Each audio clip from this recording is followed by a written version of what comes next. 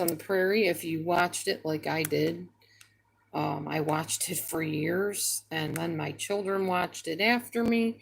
And I just want to share a little bit of the nostalgia and memories with you and information I found about some of the episodes, some of the characters, etc. So, first of all, Melissa Gilbert, let's talk about her. Obviously, she played Laura Ingalls. By the way, the story Little House on the Prairie was based on the books by Laura Ingalls Wilder, but there were a lot of creative liberties taken by Michael Landon to create scenes that were not part of the real Laura Ingalls Wilder's life. So you may notice if you do get the book series, which I did, that it's very, very different in some areas. And it frustrated the heck out of me when I went to read the books and found out that, wait a minute, this didn't happen on the show, or on the show this happened and it's not in the books. And I didn't know till years later that that was really legitimately the case. Landon took creative liberties to make it more interesting, to connect storylines together as some of the actresses and actors aged. Different reasons why he did that.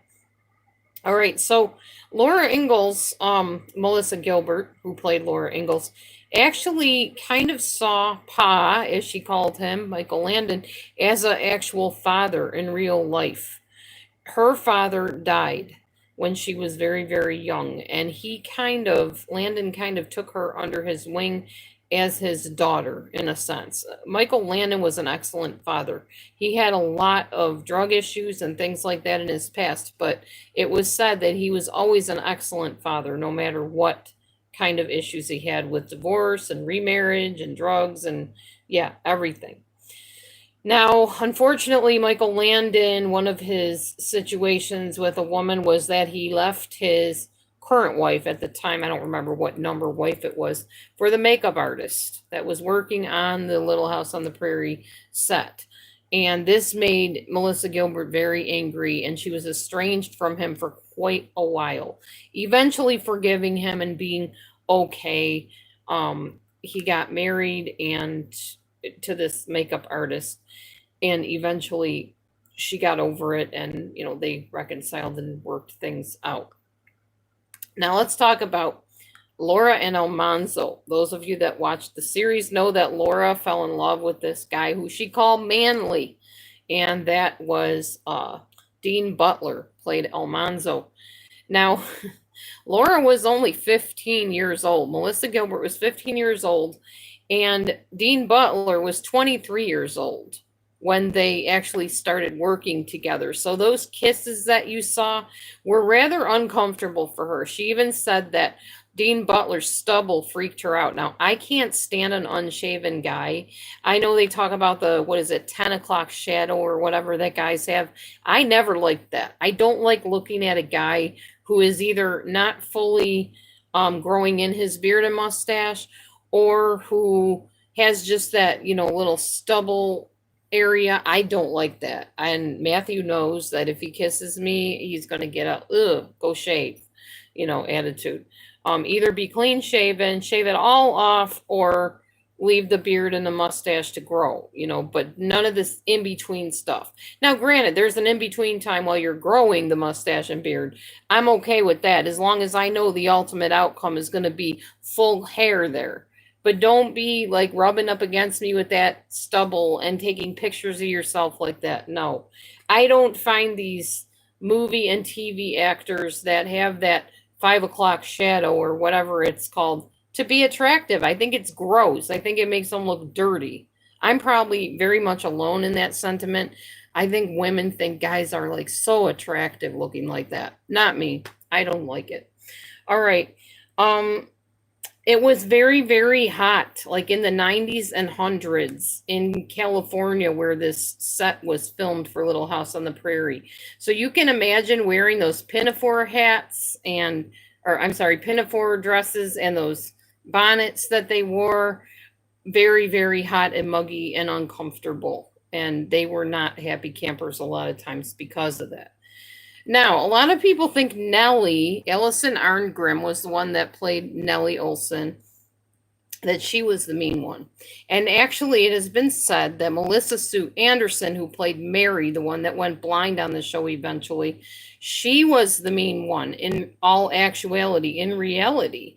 And they kind of attribute it to the idea that Melissa Sue Anderson's mom was kind of a stage mom. She was there behind the scenes telling her what to do, and it made her uncomfortable. So she got kind of snotty and snobbish with the other actresses, allegedly. Okay, I already told you a little bit about Michael Landon's substance abuse problem. Unfortunately, Melissa Gilbert felt that that possibly led to his death at age 54 of pancreatic cancer.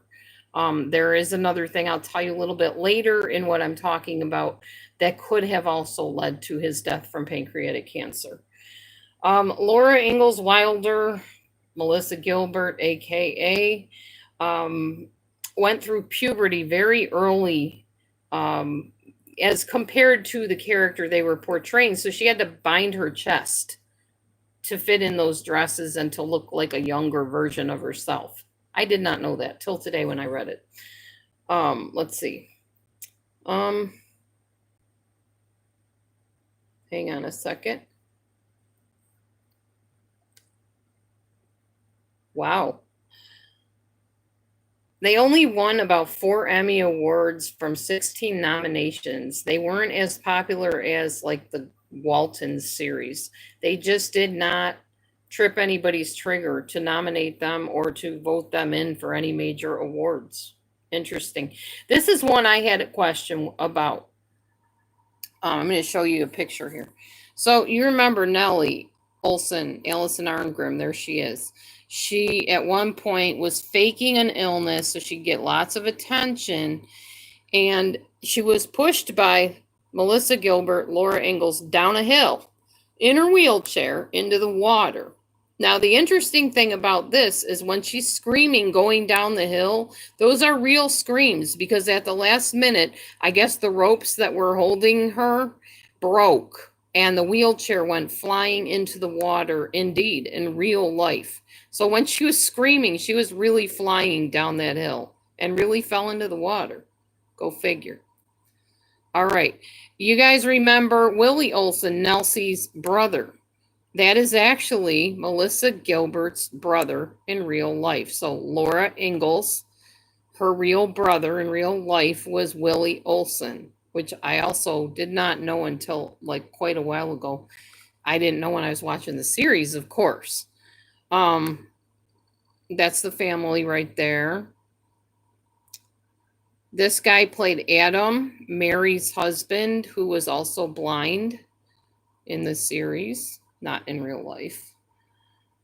Let's see here.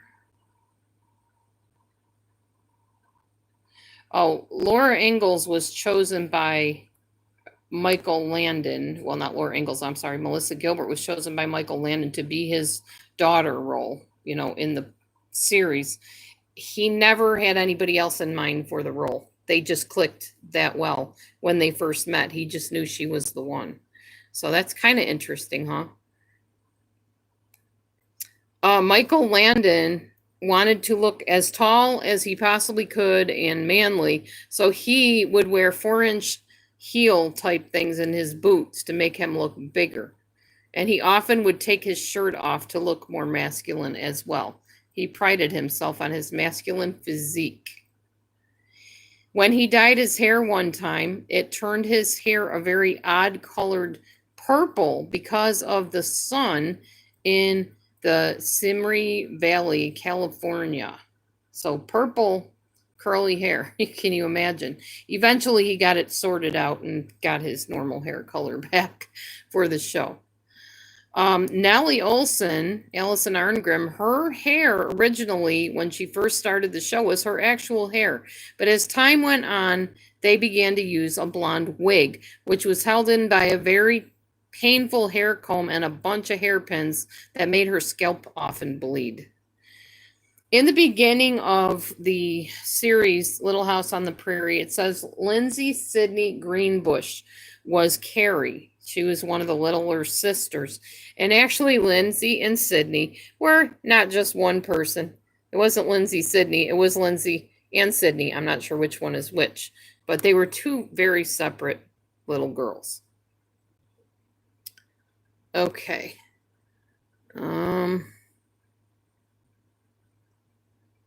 When they ate their meals, which always was said to be something different, squirrel, chicken, I guess, rabbit, who knows, it was always Dinty Moore beef stew. Always. That was what they ate. I guess they got sick of Dinty Moore pretty quick, but that is what they were eating. Remember him? Colonel Sanders? Yep, KFC. Well, when they ate chicken, on the rare occasions that they showed the chicken, it was actually Kentucky Fried Chicken that they were eating. Let's see what this was about. This is Melissa Gilbert now, by the way. She had a baby a while back, a son, and named him Michael in honor of Michael Landon, her longtime friend and father on the series. Even though Laura and Nellie on the series Little House on the Prairie were arch enemies, if you remember this scene here where they got in the mud fight, in real life they were very, very close friends and still are. But Allison Arngrim Nellie liked to irritate Melissa Gilbert. Melissa Gilbert did not like when Nellie and Percival were kissing. So they would purposely walk by her and kiss long and hard to irritate her during the, I guess, the interludes on the set, or maybe when it was her turn to kiss him. She would purposely do it just to annoy her. And when there needed to be a character named Etta Plum for the series, it was none other than Michael Landon's daughter, Leslie. That's her right there. That's his real life daughter, Leslie. She played Etta Plum on the series. Here's a couple more people that you might recognize. This is Jason Bateman. I think he was on another type of sitcom. I can't remember which one it was. Not Rhoda, not Phyllis. I can't remember. Anyway, he was on a daytime sitcom, or maybe it was a nighttime one. I don't remember. But his cameo appearance was on Little House on the Prairie. Also, you might recognize this guy. That's Sean Penn. He also made cameo appearance on the Little House on the Prairie. Okay. Allison Arngrim, this is her right here, you know her as Nellie, started out wanting to be Laura Ingalls and Mary Ingalls. She tried out for both roles and was turned down for both. She came back and auditioned for Nellie, and she hit it. And we all know her as Nellie Olson on the series. Although her father told her don't plan on making a career of it, she ignored him and obviously became quite popular for her role on Little House on the Prairie. Now, the sad story is when Little House on the Prairie was filmed, it was filmed in the Simi Valley. That's how you say it, Simi Valley. And the Simi Valley had nuclear waste dumped into it. Unfortunately, linked to many cancers in that area, like in real life. And sadly, Michael Landon did die of pancreatic cancer years later. I'm not sure how soon after he was done filming the series that he ended up with the cancer, but he died at quite a young age. Now, in the end, they end up destroying the whole set because some people said that he did that for the reason of not allowing other people to use the same set that they used. But actually what happened apparently was that they made an agreement when they bought the land or rented the land that they would return it to its normal state. So it was only natural they needed to destroy everything and give them back the land as they found it. In the beginning of the Little House on the Prairie song, you see Carrie fall down the hill. That was not planned. She actually did fall, and they just let it stay in the script because I guess they thought it was adorable. And indeed it was. This is Melissa Sue Anderson, who played Mary. This was the guy that was supposed to be eventually her love interest. There was no chemistry between them at all. So they replaced him with that guy I showed you earlier, which was Adam. And the rest is basically history. I'll show you him again just so you know who I'm talking about. Adam, where are you, Adam? Well, I don't know where there he is. That's the guy that became her husband eventually in the series. So there you have it. Little House on the Prairie. Things you may or may not have known that I only recently found out about some of those things. If you want to watch some interesting documentaries, watch some of their interviews on like daytime talk shows where they all got together. You can watch interviews with Matthew Laberto, who played what's his name, Albert, and Matthew Laberto's brother, who played, I believe, Laura's adopted brother in the series. Allison Arngrim is an outspoken activist against the inappropriate stuff going on in Hollywood that apparently happened to her when she was very young. Though she doesn't really say who did anything to her. Unless you look deeper, maybe you can find something about that. She was definitely very much abused during the whole time she was on Little House on the Prairie. She just didn't talk about it, as many abuse victims do not. There's interviews of the lady that played Harriet Olsen, and she seems a lot like her character. I'm not saying she's mean and persnickety or nasty, but she is very, what's the word? She has a way of wording things that makes you feel like you're still talking to Harriet, but she's not that person. She enjoyed playing the mean Harriet Olsen. That's what made it so wonderful. Is she was so good at it. And actually, when I was in Cheaper by the Dozen, when we had it on stage in Gowanda, New York, I got the lead role for Anne Gilbert, and I got to play the snobbish, rebellious oldest daughter. And I kind of feel like I did a good job at it because I probably wasn't play acting a whole lot. I had that rebellious, stubborn side in me that made me, I guess, a good choice for that role. And it was a blast doing it, I have to say. All right. I just thought I would break this boring interlude of waiting for jobs that aren't showing up on my phone with a little bit of interesting facts about a show that maybe you enjoyed when you were younger. One of the purer shows of television, I'm sure. So hopefully that was interesting to you like it was to me. And I hope you guys have the good rest of your day. I'll probably see you maybe later tonight or sometime tomorrow. Who knows? Whatever I feel like doing. God bless, and we'll see you soon.